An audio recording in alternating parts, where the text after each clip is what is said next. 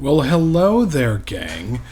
Welcome to our second week of this fascinating time in our second weekend online learning transition. So hopefully things will go a little bit more smoothly this week, and you can follow along with what I have. The first part, what's meant for Tuesday, is research technique, and a little bit about plagiarism, of course, which is something I am required to address and probably talk at length about, but even more so, of course, is research. And then what's meant for Thursday's class is we're starting to look at different types of essays. So the first genre of essay that I'm going to be talking about is called the expository essay. So what's that mean for you? Things like cause and effect, process analysis. Those are just examples of subgenres of the expository essay, and this is something you'll be required to do for the future in your classes. Anyway, so let's keep on going for what we're talking about. Researching the essay. Let's go here. What kind of resources do you have available to you? Right now, probably not as much, but in the future, perhaps a little bit more. We're talking about books. Those things you crack open with the paper, and there's words on them, which apparently are not as in fashion as they used to be. Also, of course, these things called scholarly journals. These are journals that are peer-reviewed, not just Karen on Facebook talking about how essential oils are helping her solve the coronavirus crisis. So that's not a scholarly journal. A scholarly journal might be something like, I think one of the most famous ones out there and sort of germane to our current zeitgeist is the New England Journal of Medicine. That's one of the most cited medical publications out there. Also, personal accounts or interviews. So if you've ever seen a series or heard of a book called Band of Brothers, it was on HBO. If you have Amazon Prime, I believe you can go watch that for free because I know you have so much more time on your hands these days. Excellent show, excellent book. And in the show, in the book, the author, and of course what's translated into the actual content of the show itself, is how they interview these people. They kind of like these episodes start or sometimes end with these interviews with actual soldiers during the Battle of the Bulge, which was a lengthy battle in World War II, and how the events transpired and things like that. Now, if you were writing a book about the Battle of the Bulge, obviously you want to talk to people who have been there. So those kind of personal accounts and interviews where you might be able to ask questions are invaluable. An account might just be somebody's diary. They weren't allowed to actually keep documents at the time, but like later on, they might have written some stuff down about it. You go back and look at their own personal recollections. A lot of times, these sort of documents are stored in archives. So universities have archives. There are historical organizations out there that also keep archives, and they just collect diaries and documents from people. So those are very much viable for accounts and interviews. And of course, lastly, are scholarly websites. So we're not necessarily talking about just Googling something and clicking on the first thing that comes up, but we're talking about actual, real live, peer-reviewed, and how shall we say this? Properly vetted websites. So clicking on Infowars.com is not going to be adequate. That's not what we'd call a scholarly website. However, a scholarly website, like I've already mentioned, New England Journal of Medicine. What about the American Medical Association? Also a valid source of information. Okay, let's keep going. There we go. Research and the internet. We live in a very strange time. It's just a bit of an irony that we are discussing this via the internet. It can be a wonderful tool for researching. Back in my undergrad days, it was sort of the earliest days of the internet. Yes, I know. These gray hairs are well earned, right? back then we were much more reliant on what you could find in print, although there was an internet then, so I could look some things up. I did not have Google, although I did have things like Lycos and, Yahoo, of course. Ask Jeeves, I think, came out right around the time I was in college. But anyway, you can go, of course, I think most people just like Google, and they click whatever they find in the first page or two, which is a terrible, terrible strategy to take for research. Okay, so it can be obviously a wonderful tool. Like you can find a lot of information out there regarding whatever you're going to write about. And of course, these things depend what your topic is going to be.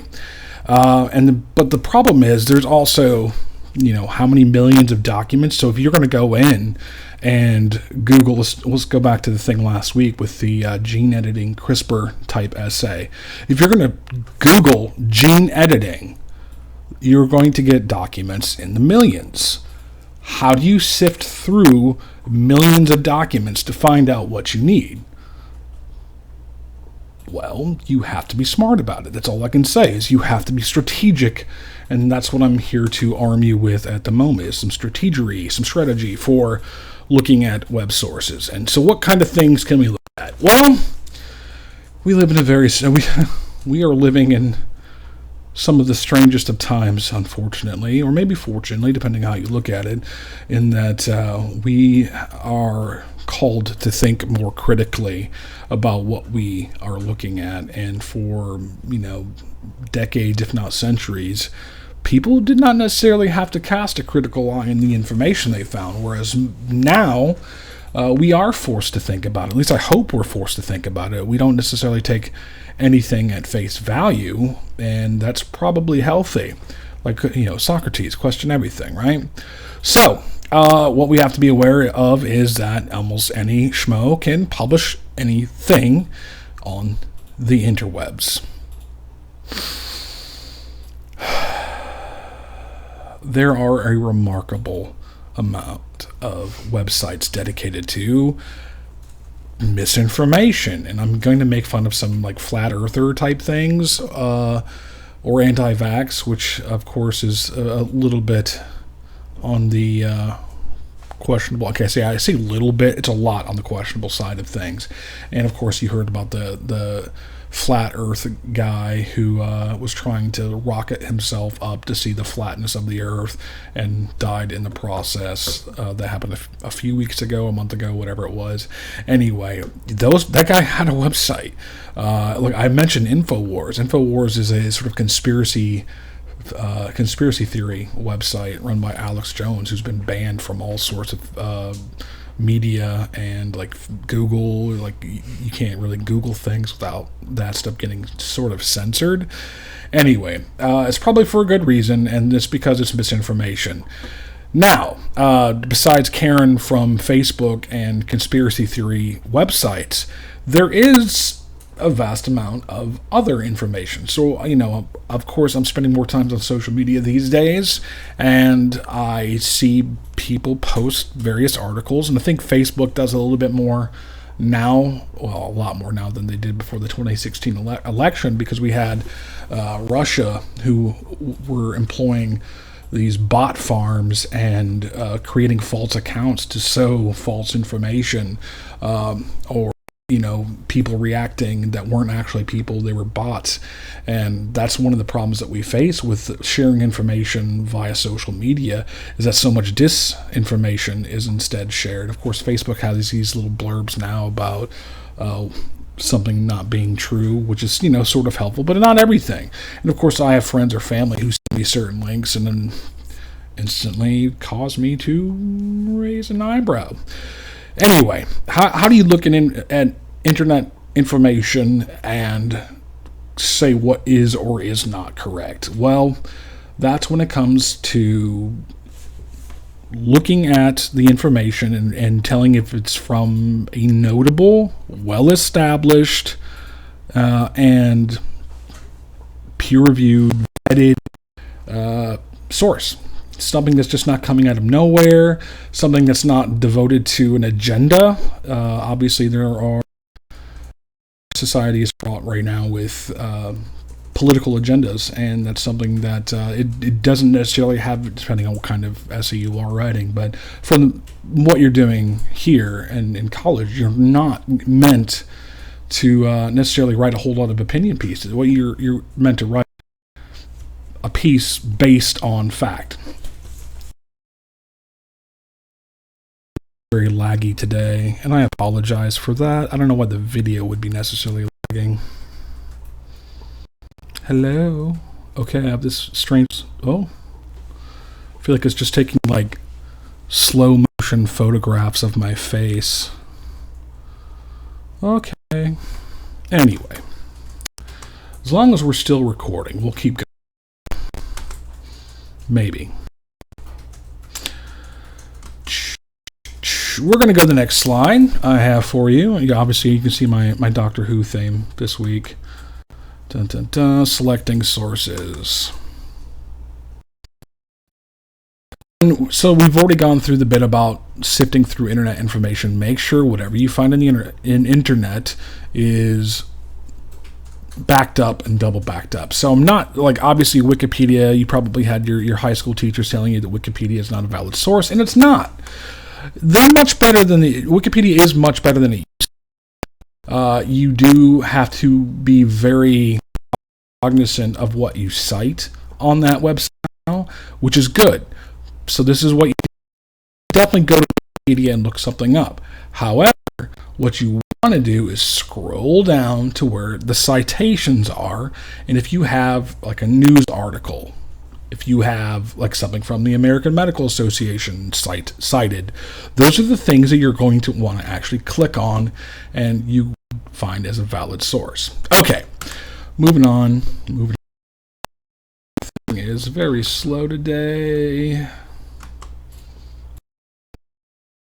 You get to see me in duplicate now. Still, we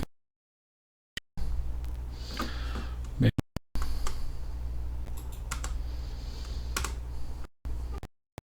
I have no idea why that's all here. Okay. So, I'm just doing it again. Technical problems. Even still, we have. Oh, see, if you just saw it, there was a blip. That was my wife walking by. I'm not haunted, but not today. Primary sources. Somebody who witnessed something going on, events like the Band of Brothers thing. Somebody who witnessed what was happening back then. And then, of course, the actual historians. Herodotus, who's sort of considered the father of history. Ancient historians like Tacitus. Even somebody like Thomas Jefferson, who quite a bit, and of course we have a lot of his letters and some of our own theology in some of these letters from Thomas Jefferson. Okay. And then of course William Shakespeare, like, citing a play, like in some of these sonnets or whatever. Secondary, what's considered a secondary source is somebody who draws on other sources and writes about them.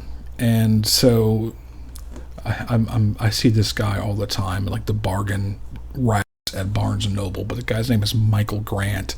Michael Grant was a historian who wrote a lot about Roman history, and if you go to these, bargain Barnes and Noble, the chances of seeing something that was written by him are high, and often just took ancient source and regurgitated it for a modern audience, and that's fine. He's factual. He's basing it on the writings of the ancients. He's considered a secondary source, obviously, in the century and citing something from 2,000 years before, and obviously, unless he's an immortal, it would not be something he witnessed.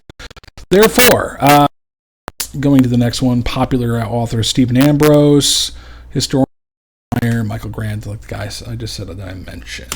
Also, researching on the internet, you need to be smart when you go to the Googlenator, and type in what you're looking for. If you're typing gene editing, I mentioned this before, how to 9 million possible documents websites regarding gene editing? The answer is you're not. So you have to be smart. Are you talking about CRISPR gene editing? CRISPR.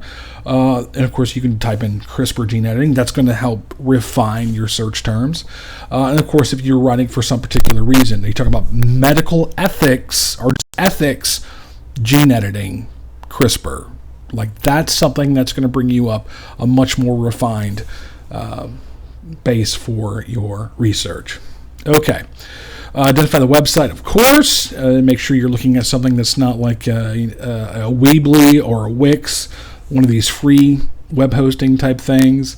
If it has a person's name.com, it's probably a no. If it's a .edu, more often than not, that's probably going to be okay. And of course, you want to look at the website, read through it a little bit, scan through it, and determine the breadth and width of what you're looking at in terms of the information. And of course, look at a date. If we're talking ramification. So if it's from 10 years ago, that's probably too old. If it's from the last 5, you're probably fine. Okay. Next one. Do you